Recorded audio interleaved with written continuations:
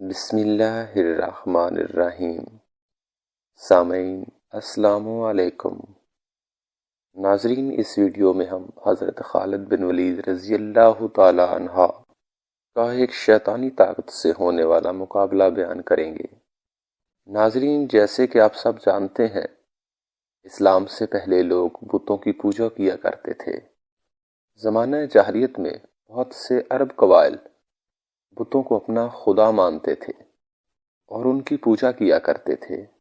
اس وقت ان کے جو بہت بڑے بت تھے ان کو وہ دیوتاؤں کا سردار مانتے تھے، اور ان میں 3 بڑی دیویاں بھی تھیں جن کے نام لات، منات اور عزا تھے۔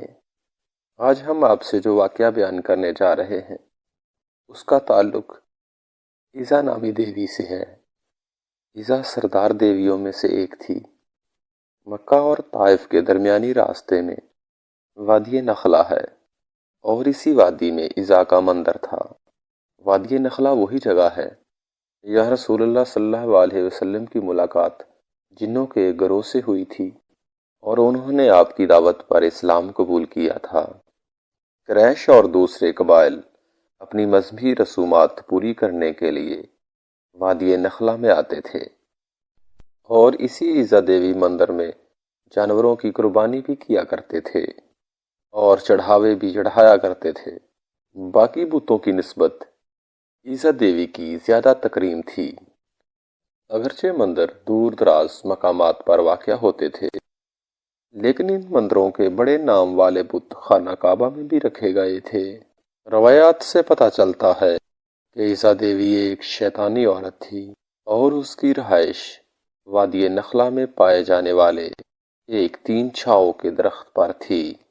اس کے اندر چونکہ شیطانی طاقتیں موجود تھیں تو وہ اس کے بل بوتے پر عزا دیوی بت سے آوازیں نکالتی تھیں، جس کو سن کر عرب قبائل ان پر یقین رکھتے تھے۔ اسی دوران اللہ تبارک و تعالی نے رسول اکرم صلی اللہ علیہ وآلہ وسلم کو مبعوث فرمایا، اور آپ صلی اللہ علیہ وآلہ وسلم نے لوگوں کو بتوں کی پوجا سے منع فرمایا۔ قریش کو آپ کی یہ بات اچھی نہ لگی، اور انہوں نے آپ کی ہر بات کی تردید کی۔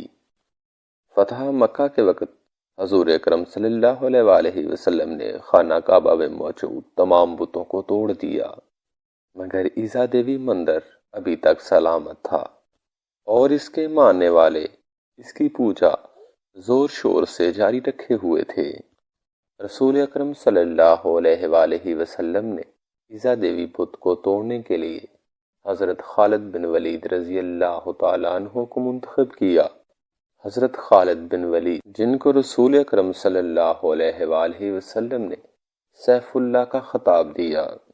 حضرت خالد بن ولید اسلامی تاریخ کے سب سے بڑے سپہ سالار مانے جاتے ہیں۔ آپ نے 125 جنگوں میں حصہ لیا اور تمام میں فتح نصیب ہوئی۔ حضرت خالد بن ولید رضی اللہ تعالی عنہ، جنہوں نے کیسر و کسرا جیسی بڑی سلطنتوں کو تباہ کیا، اس بار آپ کا مقابلہ عربی یا قریشی جنگجو نوجوانوں سے نہیں تھا، بلکہ ایک شیطانی قوت سے تھا۔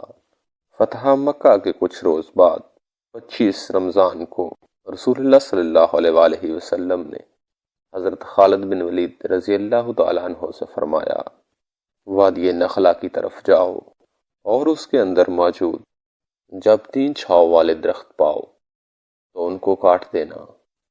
3 چھاؤں سے مراد ایسا درخت ہے جو خود بخود اگتا ہے اور پرورش پاتا ہے، اس کو آبیاری کی ضرورت بھی نہیں ہوتی۔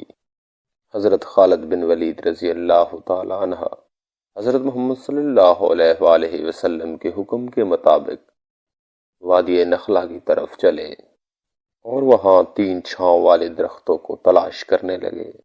پھر آپ نے 3 چھاؤں والے درختوں کو تلاش کرنے کے بعد ان میں سے پہلے درخت کو کاٹ دیا۔ یہ عمل کرنے کے بعد آپ رسول اللہ صلی اللہ علیہ وآلہ وسلم کے پاس واپس آ گئے، تو حضرت خالد بن ولید رضی اللہ تعالیٰ عنہ سے رسول اللہ صلی اللہ علیہ وسلم نے پوچھا، کیا تجھے وہاں کچھ دکھائی دیا، یا کوئی ایسی بات ہوئی تھی جو تمہیں غیر معمولی محسوس ہوئی ہو؟ تو حضرت خالد بن ولید رضی اللہ تعالیٰ عنہ نے عرض کیا، نہیں، کچھ بھی نہیں سرکار، مجھے کچھ بھی عجیب یا غیر معمولی محسوس نہیں ہوا۔ تو آپ نے فرمایا، وادی نخلا کی طرف جاؤ اور 3 چھاؤں والے دوسرے درخت کو کاٹ دو۔ حضرت خالد بن ولید رضی اللہ تعالیٰ عنہ واپس گئے اور 3 چھاؤں والے دوسرے درخت کو کاٹ دیا۔ واپس جب رسول اللہ صلی اللہ علیہ وآلہ وسلم کے پاس پہنچے تو آپ نے پھر وہی سوال دہرائے، اے خالد، کیا تجھے دوسرے درخت کے کاٹنے پر کوئی آواز آئی یا تجھے کچھ غیر معمولی دکھائی دیا؟ اس بار بھی حضرت خالد بن ولید رضی اللہ تعالی عنہ نے وہی جواب دیا۔